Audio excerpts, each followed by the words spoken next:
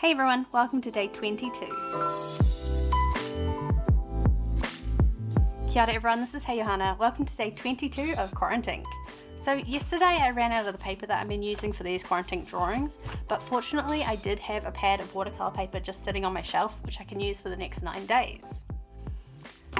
It's just your standard student grade paper. It's slightly lower quality, but it's also much cheaper, and I actually really like this brand. I believe that it's a Danish brand, so unless you're in the Nordic countries, you probably won't be able to get it very easily, but I'll leave a link down in the description anyway. This pad is A4, so I'm going to cut the paper in half so that I'm still working in A5 and just to make it slightly easier on me. So anyway, without any further ado, let's begin with day 22.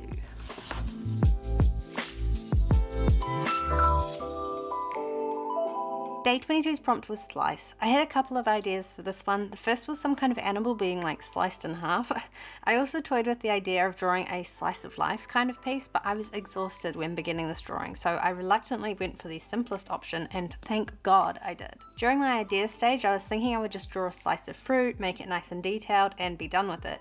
But as I was sketching out some thumbnails, I kept adding flowers and people and other elements, and all of the thumbnails just looked great. I was on a roll, pumping out concept after concept, and eventually I mashed a couple of concepts together and decided to draw a girl, I know, surprise surprise, and have a kind of slice taken out of her to be replaced with a slice of orange.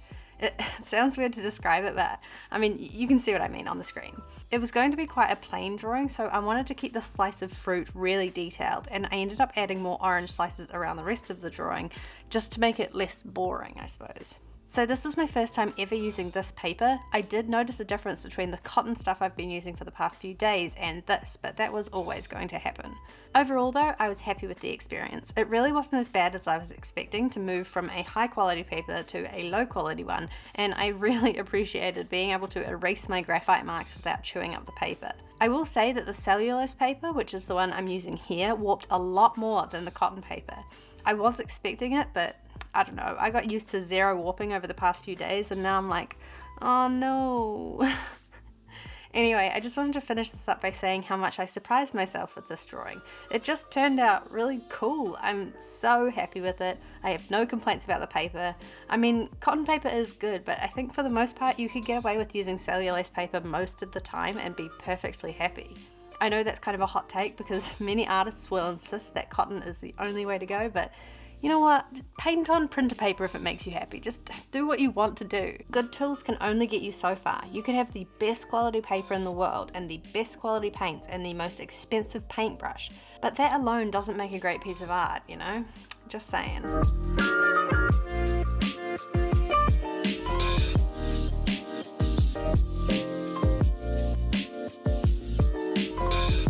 So here's the final piece for day 22 with the prompt slice.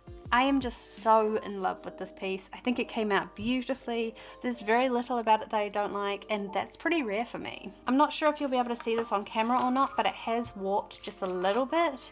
But that's not entirely unexpected because cellulose paper always warps a little bit more than cotton paper does. I'm going to try and show you alongside this piece, which was done on the cotton paper, the difference in the warping. As you can see, this one definitely has more of a bend. I mean, it's standing up on its own for one thing, but it's just not really something that I'm bothered by. It is important to note, however, because this piece had a lot more water on it than this one did, and this one's still much more warped, but you know, it just depends if you're worried about it, because I don't really mind. Once I've scanned it or once I put it in a frame, it'll be totally fine. Anyway, thank you so much for watching. Kia ora everyone, have a wonderful evening, and I'll see you tomorrow. Bye!